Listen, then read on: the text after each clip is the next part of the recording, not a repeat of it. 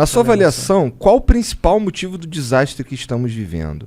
O negacionismo ou a corrupção? Outra, como o senhor aguenta o senador Heinz na CPI? Parece que ele foi tirado direto de uma esquete do Hermes e Renato. Qual é desse cara? Confesso que eu tô vendo pouco CPI. A história da Mia Khalifa veio a partir disso. Ele da atriz pornô, é por isso que ele falou isso aí. Né? Veio a partir aí do meu colega Parece senador. Hermes e Renato Parece mesmo. Veio aí a partir da história do senador. A pergunta... Ele pergunta se o principal motivo é o negacionismo ou a corrupção, São os dois. na tua opinião. São os dois. Mas primeiro eu achava que era só negacionismo, agora eu acho que é negacionismo e corrupção, mas é 80% corrupção, 20% negacionismo. Teve mais corrupção que negacionismo. O Alê Salvador manda aqui, ó. Senador, boa noite. Como é ver a relatoria da CPI da pandemia nas mãos de um político, digamos, experiente, como Renan Calheiros? Isso é uma parada que eu fico assim, cara... É tipo o lixo cuidando do lixo, tá ligado? Agora, Monark e Igor, deixa eu dizer pra vocês. Lembra essa história que eu contei ainda há pouco? Que quando eu cheguei no Senado em 2011, eu sempre estive como antagonista do senador Renan, né? Ele chegou a ser presidente do Senado depois. Nós sempre estivemos em campos opostos, né? Agora, o Senado é o lugar...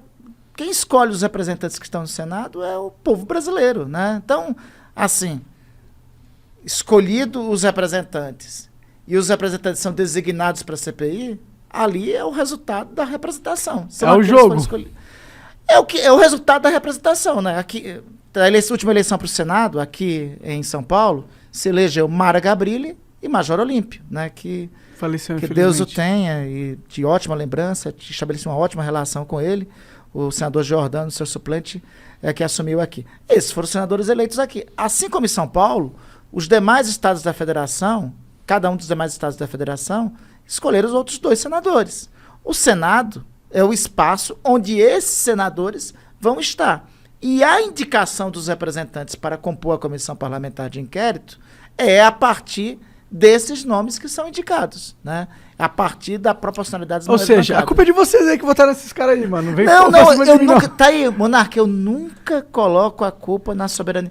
Assim, eu vou dizer que o povo estava errado ao eleger Jair Bolsonaro? Não estava. O povo estava certo.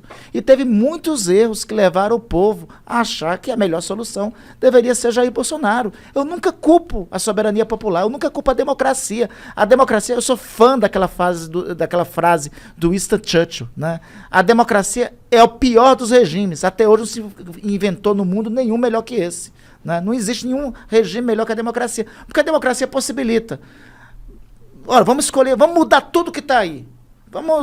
Esse tal de Bolsonaro está se colocando como alguém que é contra o sistema, anti-establishment. A gente descobriu depois que ele é do establishment, né? Que ele é do sistema. Nós já sabíamos lá em Brasília. Eu já sabia. Nós já sabíamos lá em Brasília. Você já sabia. Algumas pessoas que tinham maiores informações, algumas pessoas que têm informações, já sabiam. Mas a gente não pode exigir que essas notícias, que a informação chegasse a todos. Muitos acharam que ele era antissistêmico. E ele era antissistêmico porque também se colocava e fazia uma espécie de discurso contra-hegemônico, contra a opinião majoritária, né? Então, vou culpar a vontade popular? Não. A democracia possibilitou ele ser eleito e possibilitará daqui o ano que vem uma nova escolha, né? Que pode, se de repente, se a sociedade brasileira disser, não, ele tem que continuar. Paciência, eu me resignarei à vontade popular, né? Eu serei, se no dia do resultado da eleição, o segundo turno do ano que vem, parece-me que é dia 26 de outubro, se no dia 27 de outubro a urna apontar, não, o reeleito, o presidente Jair Bolsonaro foi reeleito, eu serei o primeiro a dizer, cumprimento o presidente reeleito, vamos trabalhar a partir de agora.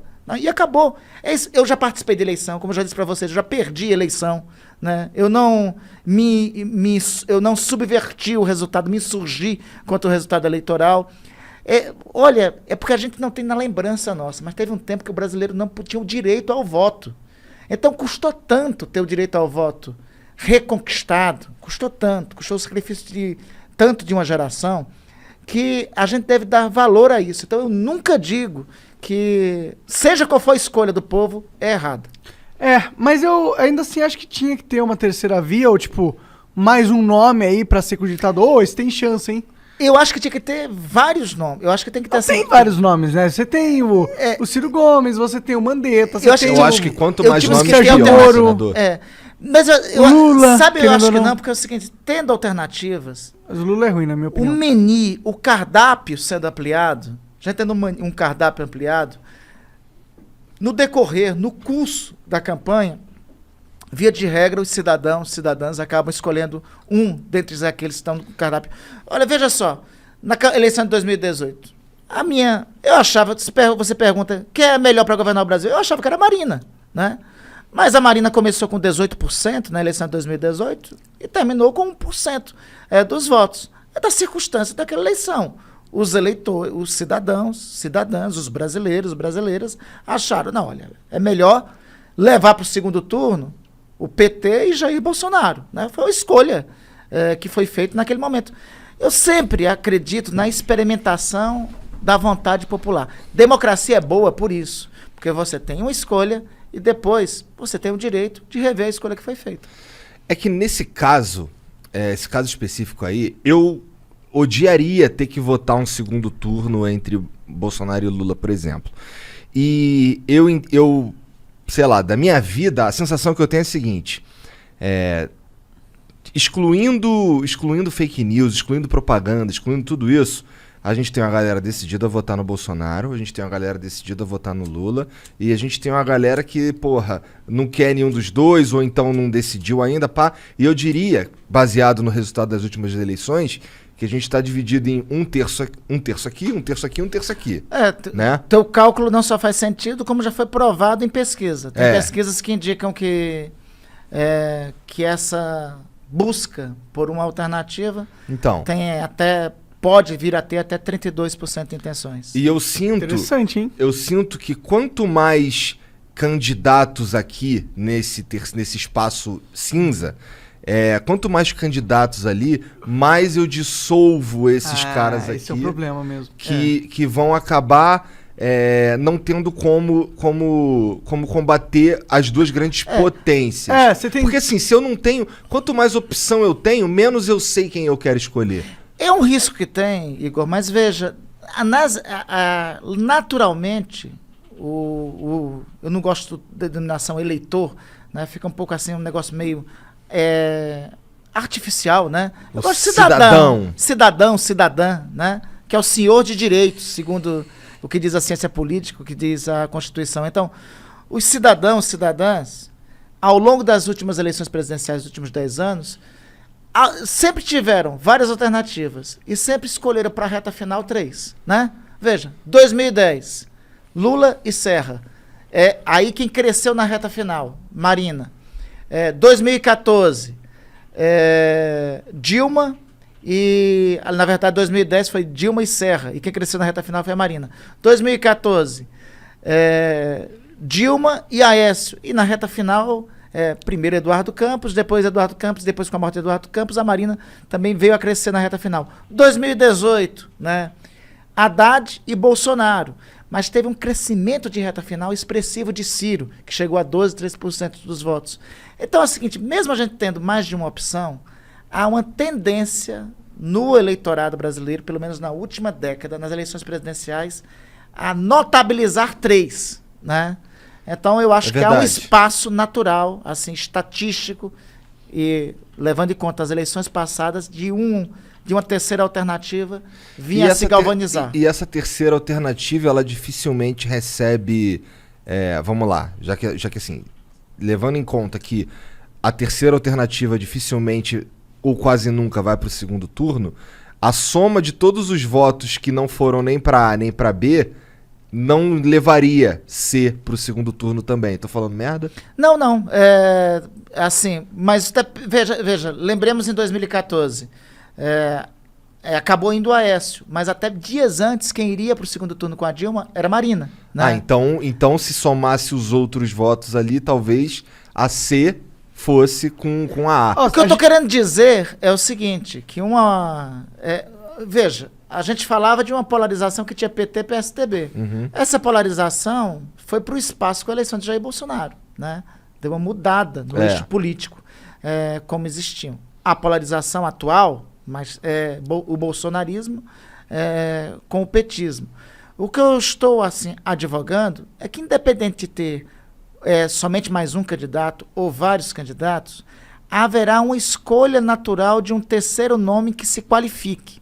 Pelo menos a história e as estatísticas das últimas eleições apontam isso. Entendi. Se tiver uma consciência dos outros de se juntarem a quem estiver melhor colocado, né, eu acho que é uma alternativa a ser pensada. Tinha que ser um bom nome, né? Você pensa em algum nome para ser o terceiro qualificado? Marina, você já falou. A Marina. Mas a Marina não é, infelizmente. Eu tô numa construção política, assim, eu parei de pensar sobre isso desde o começo da CPI, porque eu passei a me dedicar integralmente à CPI, né? Uhum. Então, eu até quando tiver ano mais passado... perto, pensa nisso. Mas Mas esse é o problema, não é deixar mais perto, mano. Tinha que ser construído E sabe agora por que, isso. Monark? Eu me abstive disso, e eu não sou a pessoa mais qualificada para isso, porque toda vez que me perguntam o seguinte, você é candidato ao governo do Estado? Você é candidato a isso? Eu digo que eu não sou candidato a nada. Porque, assim, é impróprio para alguém que está no serviço e no trabalho que eu estou cumprindo, ficar fazendo construção política para presidente da República, ficar anunciando que sou candidato a isso, a aquilo, participar de qualquer coisa. É impróprio. A gente está num trabalho que, eu repito, é tão importante quanto a eleição presidencial do ano que vem, e tão importante quanto os próximos anos, é a conclusão do trabalho dessa Comissão Parlamentar de Inquérito. Para mim, é o trabalho mais importante da minha vida. É o trabalho mais importante da minha trajetória política, né? Cumprir direito essa minha missão é minha concentração total. Então, eu me desloquei dos esforços disso daí. Eu só tenho uma convicção. Eu acho que o Brasil tem que superar esse momento que nós estamos vivendo atualmente. E assim, na minha opinião, tão problemático quanto ser corrupto é ser imoral. Então não adianta você realmente... Bom, ser corrupto é ser imoral. Não, mas calma, tô falando assim, tem como você ser imoral sem ser corrupto. Sim, tá ligado? Exatamente. Verdade. Então, porra, se você se usa as leis e fica na beira da lei, se dá bem aqui, só pra... E assim, por um passo você não se torna um corrupto, assim, você não... Porque assim, na minha opinião, você é corrupto. Mas... Isso aí também é corrupção. Mas assim, você não tem como ninguém te colocar de réu. Porra, mas você é imoral, cara. Você tá agindo de forma escrota. Isso também se você utiliza da lei em benefício próprio, isso é corrupção. Quando nós falamos corrupção, vem de um prefixo dizer corrompe, corrói, destrói valores. Essa é a origem etimológica de corrupção.